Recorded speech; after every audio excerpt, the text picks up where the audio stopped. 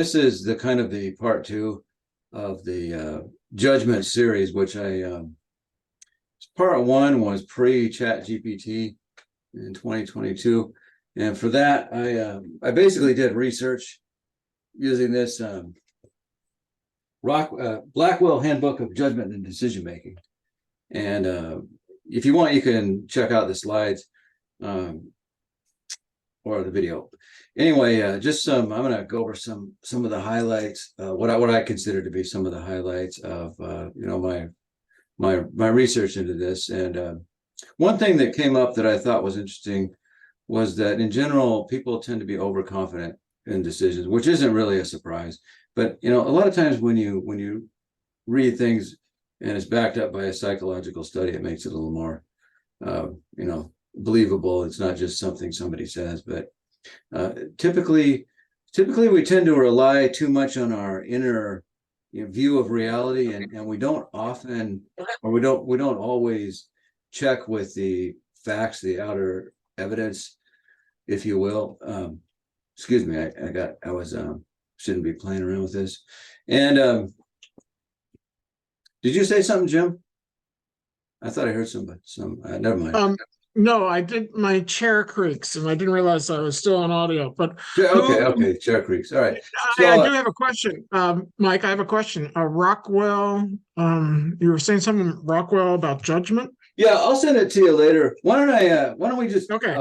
I'll go through my presentation, and then we can talk about it.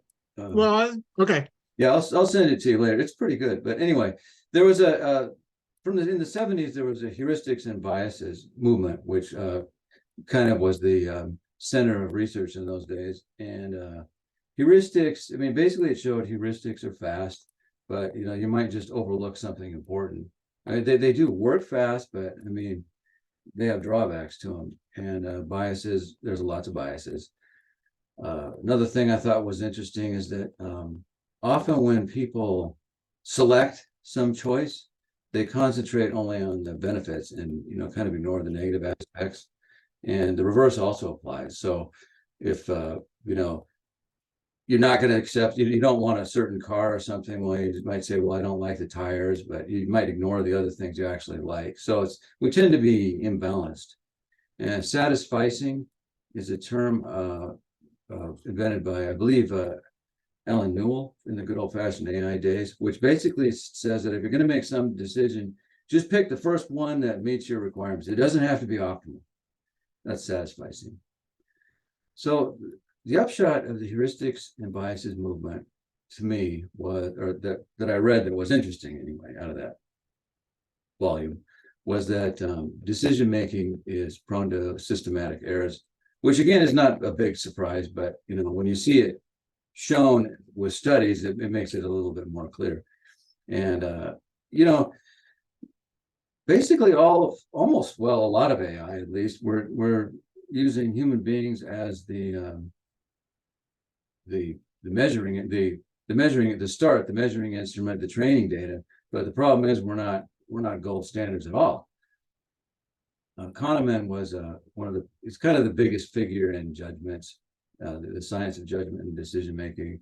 And I like this phrase: mind is a kind of measuring instrument. So you can kind of envision your mind measuring, and that makes sense if it's a judgment. And then he classed things into what we agree about and what we disagree about. And what we agree about is typically and should be the facts. And we also agree that if somebody makes a really dumb, stupid, crazy decision, we agree about that. But the interesting part for AI for me is bounded disagreements. I mean, if it's a true matter of judgment, then we all allow for bounded disagreement. So that really means one AI could be different from another. And I think that's an important point. It seems like so much of the testing done now is just whether it works or not, but it's not quite that simple, I don't think. There's three types of judgment classifications: descriptive, how people actually make judgments, which probably won't be that great; normative, how they ought to make judgments. You should do this, you shouldn't do that. And a prescriptive judgment is basically an action it's a judgment about some kind of action you want to undertake to get from the poor judgment to the good judgment, poor being descriptive and good being normative. So I'm just going to wrap up my review. And there's kind of a contrast that I can see, and hopefully you guys can too. I mean, one of this, I got this sentence out of that same book, and it says, conceive of individual decision makers not as faulty maximizing agents, but as fundamentally different creatures. We're not optimizers. We're not performing internal calculus. I'm not saying that some judgment is pretty good, but it's not really balanced, systematic, consistent in a way that you'd like to see AGI, or at least I would. So I'm moving on now. I'm going to make three points. The first one is that I think it's important to distinguish between fact and judgment, because I think this gets lost a lot. And a starting point is basically, it seems like researchers, the world, whoever, classifies sentences, utterances in three different ways. The imperative, the interrogative, and the declarative. Imperative is like close the door. It's a command. It's a goal. Interrogative being is the door closed? Declarative being the door is closed. So that we're concentrating really on the third one here, the declarative type of utterance of sentence, which is basically some kind of claim about reality. Now, a fact should be verifiable and often has a true, clear, or false value. I mean, if you can't verify it, it's just your opinion, pretty much. And in some cases, you say, I mean, a judgment could become a fact. Like you might say, I think next week it's going to rain all week, and it rains all week, so it becomes a fact. And fact checking comes up a lot with the current fake news problem. And just out of interest, I kind of took a look at so if I was a reporter, how would I check facts? And you look at public records, interviewing the source, and do things like check fact checking websites.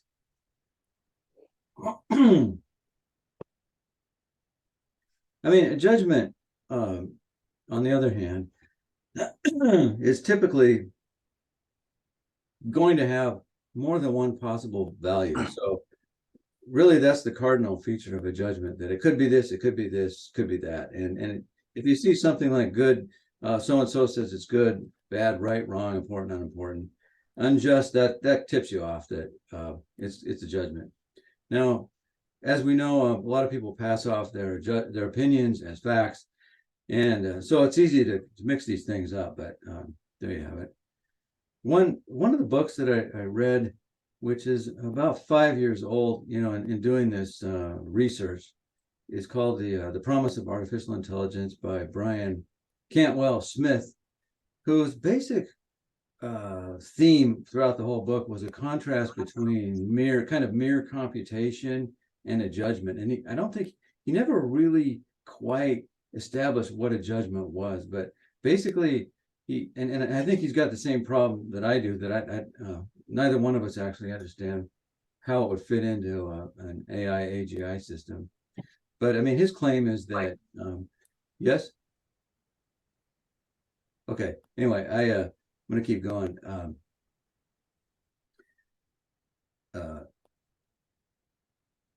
It's hard to recognize whether a judgment, or what percentage of the system's actually a judgment, and what's a fact. And you might not even, I mean, buried deep beneath the system, there might be a haphazard combination of facts and judgment.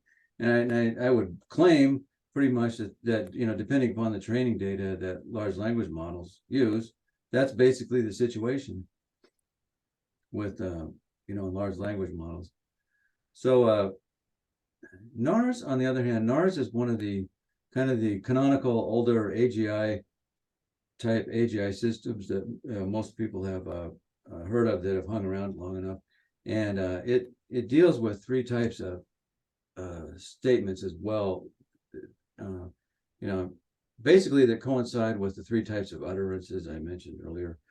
goals, questions, and judgment. So the part that interests us is the judgment part.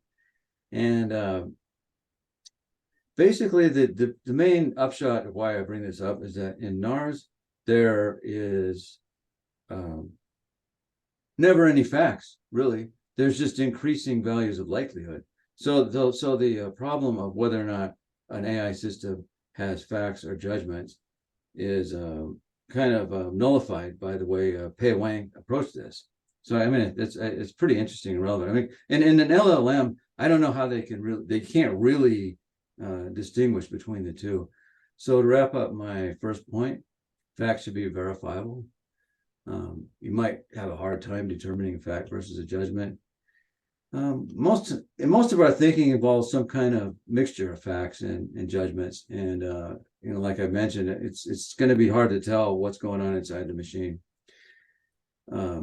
So basically, the point of this is that it's important because we need the AI to view the world in an accurate fashion. And if it's mixing up facts and judgments in some kind of fashion, how well do we know it's working?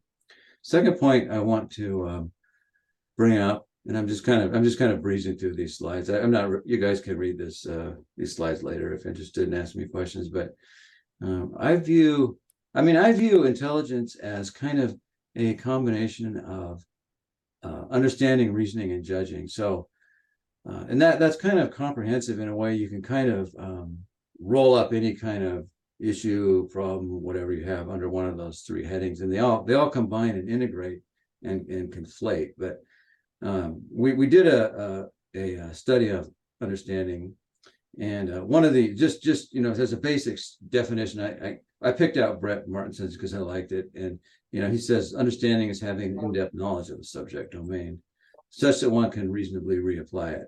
Detailed, understand the underlying principles. Space-time, structural and functional, cause and effect, relational.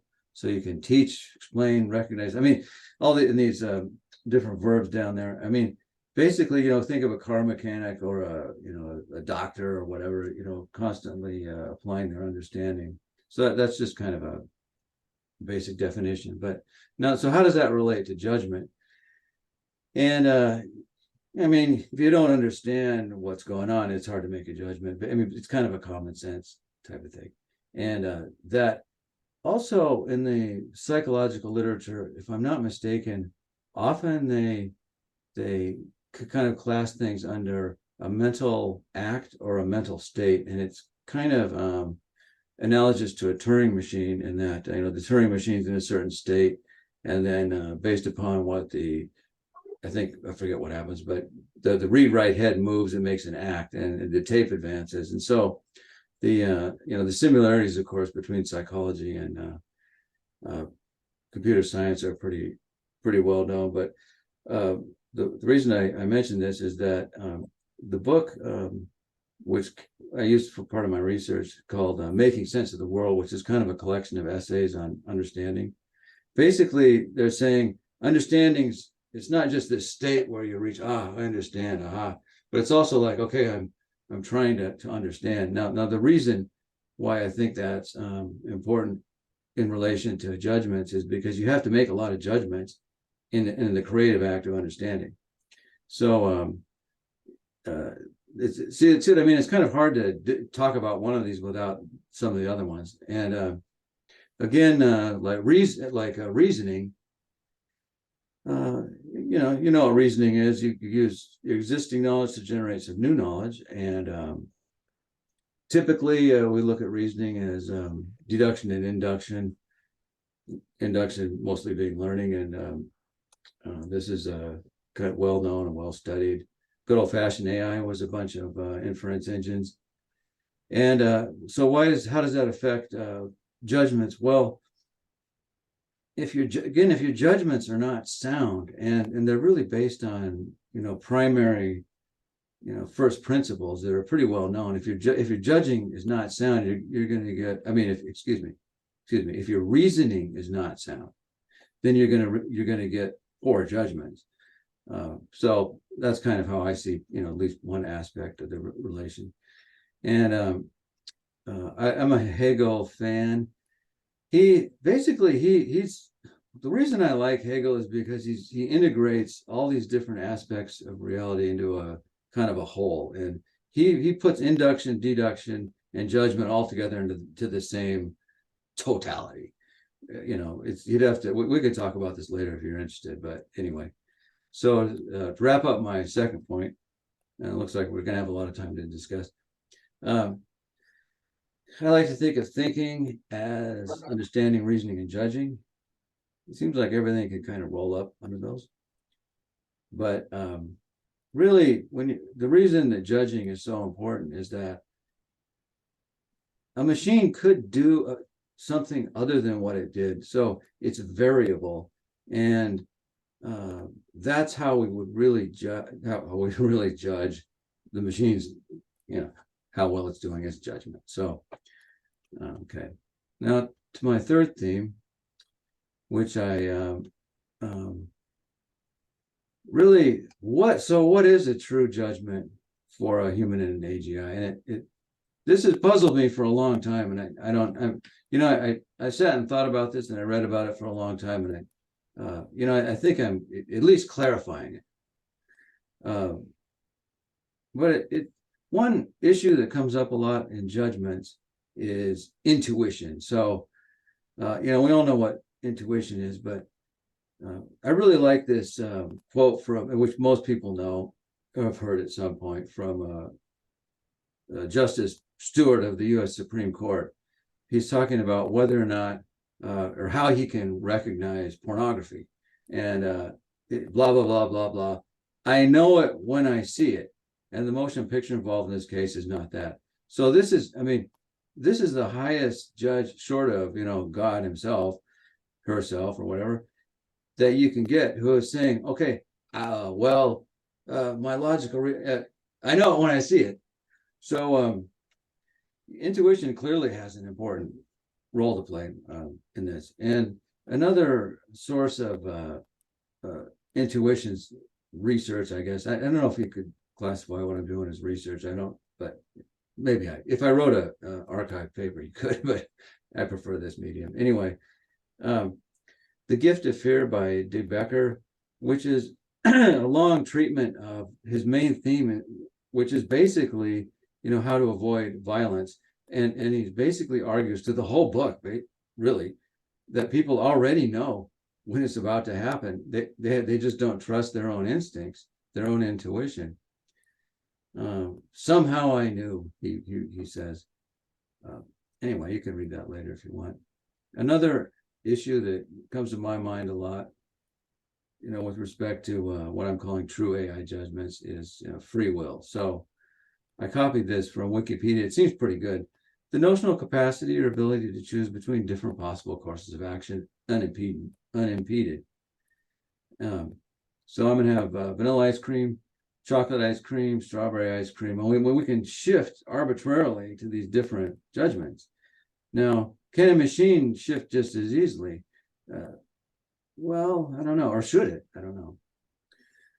So, thinking about this some more, and there's Kahneman, who I mentioned earlier, and a lot of people know, is famous for his System 1 and System 2 thinking, which most people have heard of at some point. System 1 being that kind of, I know it when I see it, it's a heuristic, I've got a gut feeling about it, I don't have to think about it. System 2 is when you have to sit back and think about it. So it seems to me, though, that these are both operating concurrently a lot, and also with an element of free will. So, if I guess if I wanted to, just as okay, what's a true AI judgment? Well, it's all of this, probably. I sketched up some possible criteria for an AI judgment. Obviously, if it's an easy problem, we're not going to get very excited about it at this stage of AI history.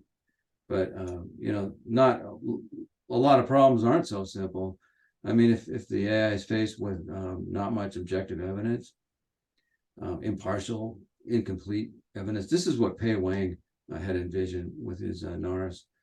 And suppose there's no directly applicable training data. That zero shot is the hip word to use. There's no directly applicable hard-coded roles. It might be difficult to use reinforcement learning. So I mean, reinforcement learning works for a lot, but I mean, sometimes you don't even know the outcome. No, maybe there's just no means of judging it or assessing it for a while, if ever. True AI judgment. I mean, if a human was making the same judgment, we might have lots of biases. We might rely on our intuition a lot and have a lot of emotions about it. So here I just sketched up, okay, this would probably count as a true AI judgment, some combination of this. And now I'm almost done, but so here's kind of, really, to me, the upshot of this, my research, if you want to call it that, is there should be a difference between human judgment and AGI judgment based upon, the arguments I presented. And there's a lot of talk about human level AI.